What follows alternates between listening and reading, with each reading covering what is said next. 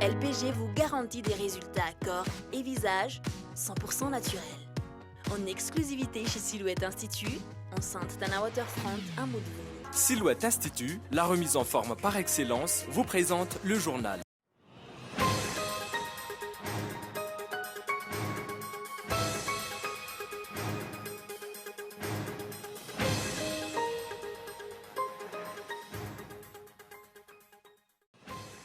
Le nombre de députés réclamant la démission du président de la République s'est multiplié.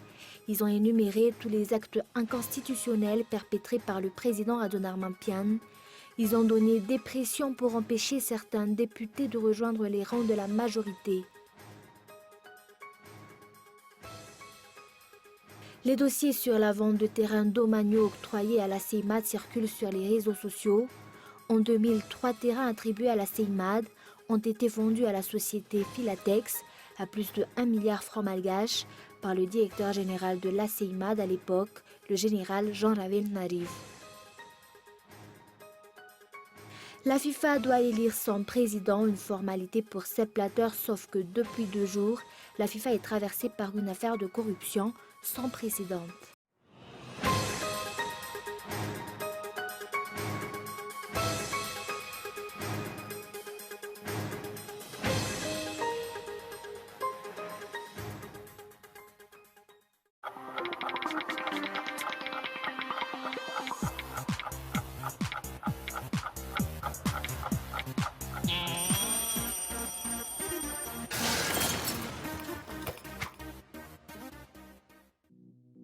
Avec la technologie d'amincissement par lipomodelage, vos graisses disparaissent, votre silhouette raffermie et resculptée et votre cellulite lissée.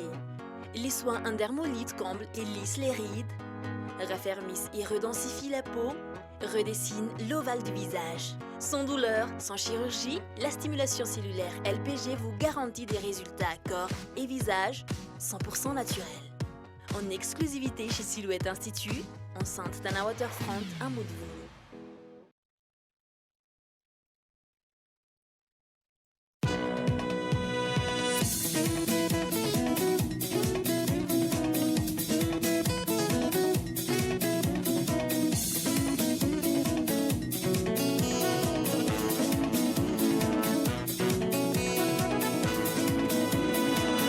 Le carnaval de Madagascar à Antananarive, les 19, 20 et 21 juin sur l'avenue de l'Indépendance. Le carnaval de Madagascar, Malagasy miarapali.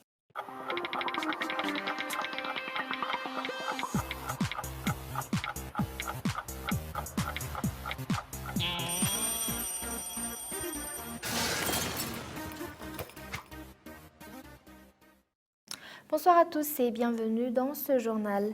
À la une des actualités de ce jour, le nombre de députés réclamant la démission du président de la République s'est multiplié. Ils ont énuméré aujourd'hui tous les actes inconstitutionnels perpétrés par le président Adonarman Pian. Ils ont donné des pressions pour empêcher certains députés de rejoindre les rangs de la majorité. 621 députés ont voté pour la motion de déchéance du président de la République. 3 d'autres ont rejoint les rangs aujourd'hui. Absence de la Haute Cour de justice malgré l'article 167 de la Constitution, violation de l'article 2 de la Constitution sur la laïcité de l'État, violation du principe de séparation de pouvoir, violation de l'article 59 de la Constitution stipulant que le président de la République doit promulguer les lois émanant de l'Assemblée nationale dans un délai de 3 semaines. Le maintien de la CENIT qui est une institution de la transition. Tels sont quelques motifs de déchéance soulevés par les députés. Ces derniers n'ont pas manqué de répondre au discours du président mercredi dernier. Les députés ayant constaté que ces violations ne pourront plus être perdurées, les violations perpétrées par le chef de l'État, ont décidé à la majorité écrasante, plus des 2 tiers des membres de l'Assemblée nationale, ont décidé cette mise en accusation. Une commission a été désignée. Les bruits ont couru sur la crainte d'une partialité de la HCC dans l'étude de ces dossiers. Le député Fredima Azoas a souligné que les membres de la HCC doivent écouter la Commission électorale nationale indépendante de la 621 députés ont voté pour la motion de déchéance du président de la République. 3 d'autres ont rejoint les rangs aujourd'hui. Absence de la Haute Cour de justice malgré l'article 167 de la Constitution, violation de l'article 2 de la Constitution sur la laïcité de l'État, violation du principe de séparation de pouvoir, violation de l'article 59 de la Constitution stipulant que le président de la République doit promulguer les lois émanant de l'Assemblée nationale dans un délai de 3 semaines. Le maintien de la CENIT qui est une institution de la transition. Tels sont quelques motifs de déchéance soulevés par les députés. Ces derniers n'ont pas manqué de répondre au discours du président mercredi dernier. Les députés ayant constaté que ces violations ne pourront plus être perdurées, les violations perpétrées par le chef de l'État, ont décidé à la majorité écrasante, plus des 2 tiers des membres de l'Assemblée nationale, ont décidé cette mise en accusation. Une commission a été désignée. Les bruits ont couru sur la crainte d'une partialité de la HCC dans l'étude de ces dossiers. Le député Fredima Azouas a souligné que les membres de la HCC doivent écouter leur conscience. Ce matin, des groupes de personnes avec des banderoles contre la motion de déchéance sont venus à Simbazaz. Selon les députés présents dans la salle, c'étaient des mercenaires. Le député Rasman Paulbert réitère qu'il n'y aura pas de bavure. Les bailleurs de fonds et la conférence des ambassadeurs qui ont émis leurs inquiétudes sur la stabilité du pays, qu'il n'y aura pas de descente dans la rue pour l'instant. Mais nous demandons à l'armée de se préparer à une première manifestation vraiment démocratique, encadrée par les forces de l'ordre, et nous leur laissons le choix de nous tracer une itinéraire si jamais on en arrive là. Et nous demandons à la population aussi de ne pas sortir. C'est un mouvement pacifique, purement légal. Les partisans d'Amoutsrouj se sont éclipsés aujourd'hui. Par contre, le Premier ministre Avel Nari va insister sur la tenue de l'élection communale le 31 juillet prochain. Et toujours sur ce plan politique, aucun texte ne régit la période de pré-campagne d'après Ernest Razaf Njabé, président national du KMF Knoé. La distribution de flyers ou t-shirts sont inclus dans la campagne électorale. La Commission électorale nationale indépendante de la transition n'a pas encore informé des règles du jeu régissant les communales. Reportage de Zoura Koutenji. La Commission électorale nationale indépendante de la transition CENIT a convoqué hier un candidat en lice à Antananarivo. Motif : la personne aurait inscrit dans sa carte de visite le mot « candidat ». La CENIT explique que la distribution de ces cartes est déjà une forme de propagande. Des cas plus flagrants sont signalés sans que la CENIT ne réagisse. C'est le cas de l'affichage installé à Katkelilaf où a été inscrit le nom d'un candidat présenté par le HVM. Ces pancartes ont été installées un peu partout, au bord de la route, dans les écoles, voire jusqu'au bureau du Fouktani. Ce candidat n'a pas encore été inquiété jusqu'à maintenant. Il n'a pas encore fait l'objet d'une convocation auprès de la CENIT. D'après le KMF Knoé, ces 2 cas sont déjà une forme de propagande. Le problème : aucun texte ne régit la période de pré-campagne. L'État aurait dû en élaborer avant l'annonce de la date officielle des élections. Elle n'a pas encore communiqué les règles du jeu des communales. La CENIT n'a pas encore communiqué les règles du jeu des communales.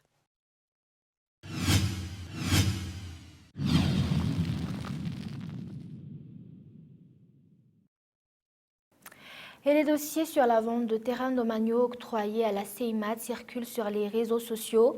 En 2003 terrains attribués à la CEIMAD ont été vendus à la société Philatex à plus de 1 milliard francs malgaches par le directeur général de la CEIMAD à l'époque, le général Jean Avenariv. Il affirme aujourd'hui avoir bénéficié d'autorisations de vente et que c'était dans la politique de l'État, faute de subventions. Reportage. Ces images portent sur les dossiers de vente des terrains domaniaux entre la société Philatex et CEIMAD en 2000. Ils circulent actuellement sur beaucoup de réseaux sociaux. Un terrain de 1 hectare et 33 arts valant 95 millions d'ariars, un autre de 1 hectare et 67 arts et 43 centiares vendus à 20 millions d'ariars et un dernier de 3 arts et 70 centiares à 100 millions d'ariars. Ce sont ces terrains qui ont été à l'origine de problèmes sociaux. Cela a commencé sous la transition quand les habitants se sont installés alors qu'un opérateur Caran les a déjà achetés à la CIMAD. Selon le Premier ministre actuel, qui était le directeur général de la CIMAD à l'époque, la vente est conforme à toutes les normes ainsi qu'à la loi et que cela s'inscrit dans un programme de l'État. C'était dans le temps où l'amiral Didier Ratsiak est revenu au pouvoir que le CIMAD a vendu les partiels de ce terrain. Seule une société, la Philatex, a acheté ces 3 parcelles d'après les dossiers publiés sur les réseaux sociaux actuellement. C'est clair maintenant que ces terrains appartiennent depuis 15 ans à cette société privée qui les a achetés.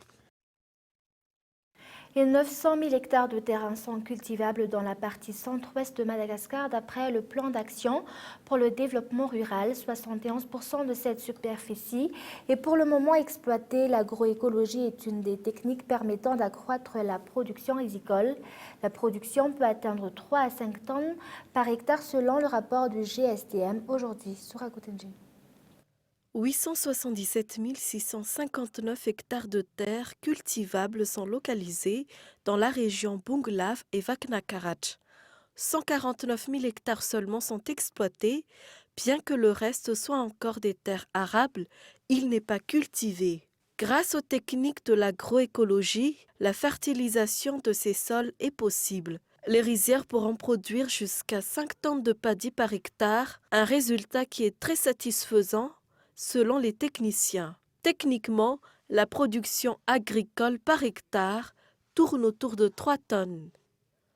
D'après les statistiques de l'INSTAT, 262 139 tonnes de riz provient du Bunglav et du Vaknakarach, soit près de 11,6% de la production nationale. La production arrive à combler 64% des besoins nationaux. L'agroécologie peut également être pratiquée sur d'autres productions agricoles. Et d'après les statistiques, peu d'hôtels à Madagascar sont étoilés, un des critères les plus demandés par les touristes. Plusieurs hôtels malgaches ayant achevé leur formation ont été certifiés ce jour. Une formation effectuée à l'étranger sur la qualité des hôtels, sur les infrastructures et sur les repas servis. Écoutez les explications. Donc, mais ce qu'il demande de mettre en place, c'est un système de calcul de notre empreinte carbone. Donc on a été formé avec des tableaux Excel et des choses très, très faciles à comprendre, à mesurer notre empreinte carbone, donc c'est-à-dire dans le but évidemment de la diminuer, d'année en année de la diminuer, pour mieux maîtriser notre consommation d'énergie, surtout si elle n'est pas renouvelable. Et puis au niveau du personnel, il y a quelques actions très atypiques, comme par exemple la mise en place d'un chef de personnel. Même si on a une équipe de 5, même si on n'a que 5 employés, on doit mettre en place un chef de personnel, alors que dans la loi du travail malgache, c'est seulement au-delà de 40, je crois, ou 50, qu'on est dans l'obligation de faire rentrer un représentant syndicaliste. Et actualité culturelle, le froid s'est incrusté durant le premier jour du Libertalia Music Festival hier au Parc Anous. La présence des 4 groupes participants, tant sur scène que près du public, ont réchauffé l'assistance. Connu par tous en tant que découvreur de talent, Libertalia Music Festival entame sa 3e édition cette année. Une première journée marquée par un Libertalia Music Festival dans le style world music au Parc Carlton. Les premiers sons de tambour ont résonné pour annoncer la couleur de la soirée. Les tambourgas ont chauffé la salle durant la première partie pour laisser place à l'équipe de Jimmy Bezauto.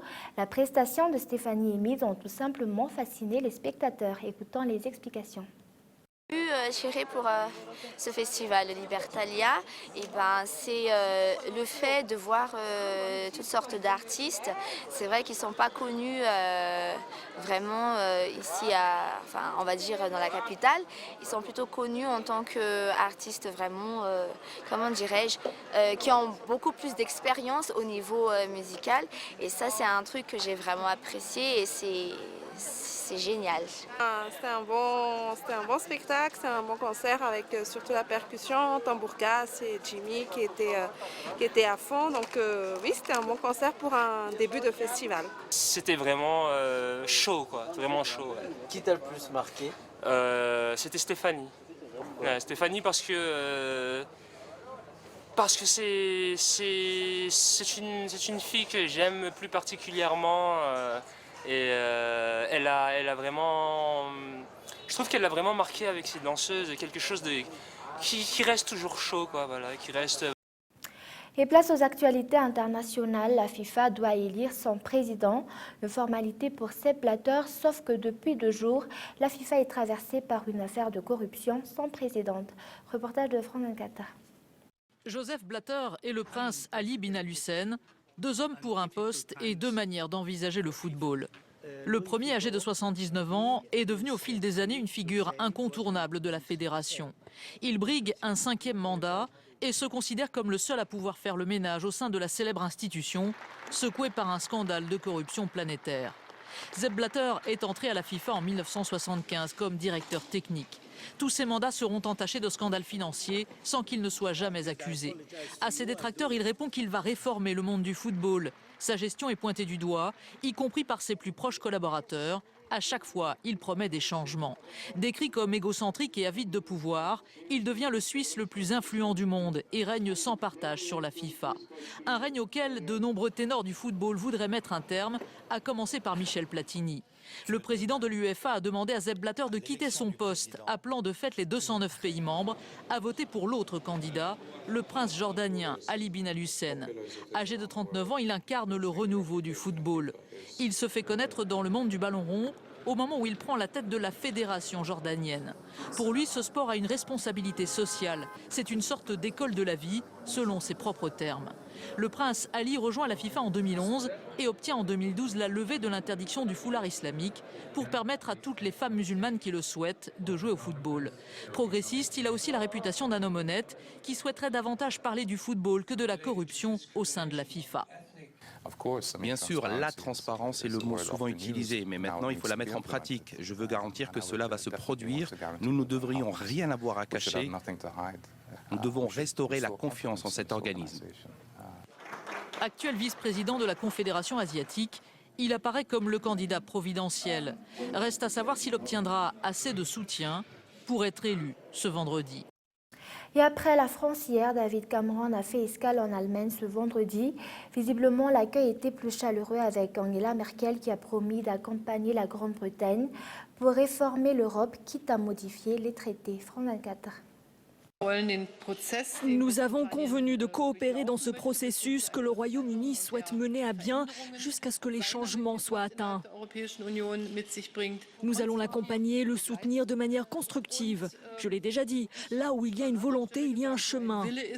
L'Europe l'a démontré par le passé et nous allons continuer dans ce sens. Et un rappel des grands points développés dans ce journal, le nombre de députés réclamant la démission du président de la République s'est multiplié. Et enfin, la CNIT qui a convoqué hier un candidat en lice Antananarivo. Et c'est la fin de ce journal. Merci de l'avoir suivi. Nous vous donnons rendez-vous demain à la même heure et au revoir. Bonne soirée sur Cool TV.